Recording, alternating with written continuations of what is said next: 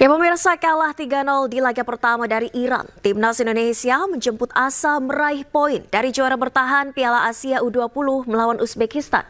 Kita akan membahasnya bersama pengamat sepak bola Indonesia Akmal Marhali. Selamat malam Bung Akmal, apa kabar? Selamat malam Nadia, Valeri, salam sepak bola. Salam sepak bola. Bung Akmal, melawan Uzbekistan yang merupakan juara bertahan, bagaimana kans kita? Ya, ini pertandingan hidup mati ya buat Indonesia, di mana kita di awal grup C ini harus menerima kenyataan kalah 0-3 dari Iran. Artinya tidak ada pilihan di pertandingan ini kecuali memenangkan laga melawan Uzbekistan yang kita tahu mereka notabene punya kekuatan yang cukup menjanjikan ya. Bahkan kalau kita lihat penampilan mereka di Piala Asia tahun lalu, mereka adalah juara bertahan. Bahkan pada sejak 2008 mereka itu minimal lolos sampai perempat final. Artinya ini bukan tim kaleng-kaleng lah istilahnya. Mereka punya mental juara dan bahkan disebut-sebut sekarang sebagai salah satu kekuatan sepak bola di Asia selain Jepang dengan Korea Selatan tentunya.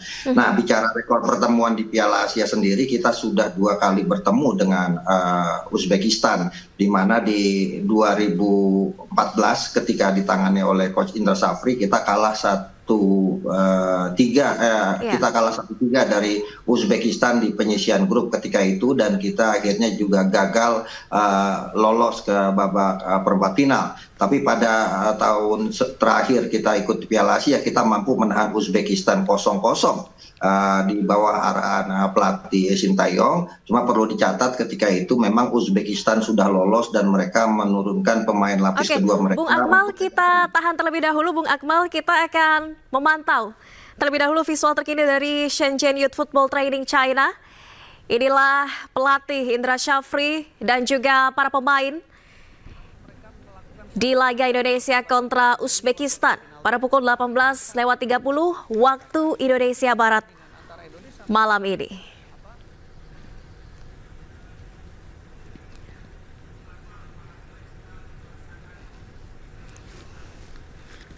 Baik, saya kembali ke Bung Akmal. Bung Akmal, ini para pemain sudah merasakan rumput di sana sudah 2 kali. Apakah ini juga akan menjadi salah satu keunggulan kita untuk bisa meraih poin dari Uzbekistan? Iya, seperti tadi disampaikan oleh Coach Indra Shafri ya, sudah melakukan 2 recovery, setidaknya recovery fisik dan recovery mental. Dan yang paling penting adalah recovery mental, karena kekalahan 0-3 di laga pertama itu pastinya akan memberikan beban yang sangat berat buat para pemain untuk kembali ke pulih mental mereka dan berhadapan dengan Uzbekistan.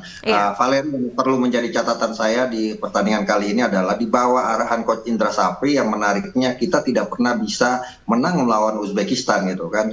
Kenapa? Karena tadi saya katakan di 2014 kita kalah 1-3 dari Uzbekistan, bahkan di laga uji coba menjelang persiapan Piala Asia di Jakarta kita kalah juga 2-3 dari Uzbekistan. Kalau kita lihat materi pemain Uzbekistan, mereka punya materi pemain yang sangat bagus, dan bahkan sekarang ada pemain jebolan Piala Asia U20 dari Uzbekistan sekarang main di Manchester City. Ini menggambarkan bahwa perkembangan sepak bola dari Uzbekistan sudah sangat luar biasa berkembang ya. Mereka mayoritas diperkuat oleh pemain dari 2 klub, dari Faktakor dan Abu Jafar. Artinya mereka sudah main bersama dalam waktu yang cukup lama, dan mereka sudah punya kekompakan tentunya. Dan yang menarik di pertandingan kali ini, Coach Indra Shafri itu mengubah 3 pemain dari starting line up. Kalau sebelumnya melawan Iran ada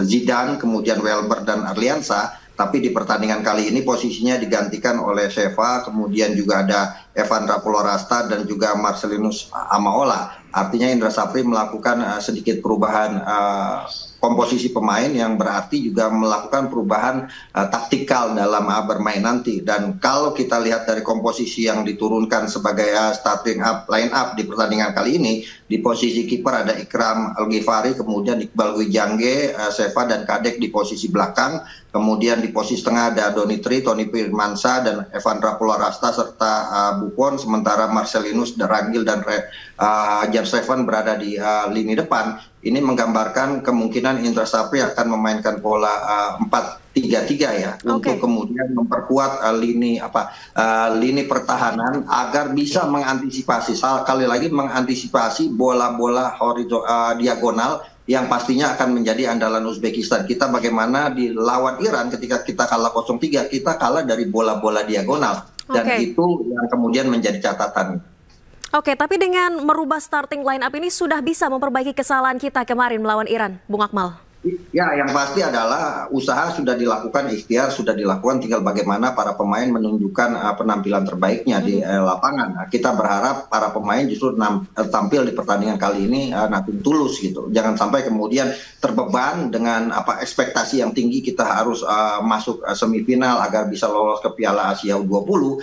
Yang kita inginkan di pertandingan kali ini para pemain tampil lebih baik dibanding lawan Iran, utamanya dalam mengantisipasi bola-bola diagonal atau bola-bola crossing dari Uzbekistan yang kita sangat lemah di sisi itu, baik itu Kadek Arel, Iqbal Wijangge maupun Buffon sangat lemah dalam mengantisipasi bola diagonal atau umpan-umpan crossing.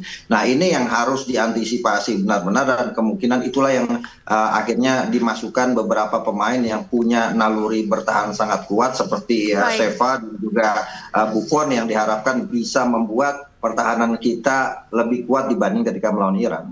Baik, walaupun secara historis belum pernah kita menang di bawah asuhan Coach Indra Syafri, tapi tidak ada yang tidak mungkin. Semoga dengan evaluasi perubahan yang telah dilakukan, hasil terbaik bisa kita raih. Terima kasih banyak Bung Akmal Marhali, pengamat sepak bola, telah bergabung di Breaking News. Sehat selalu, salam sepak bola, Bung Akmal.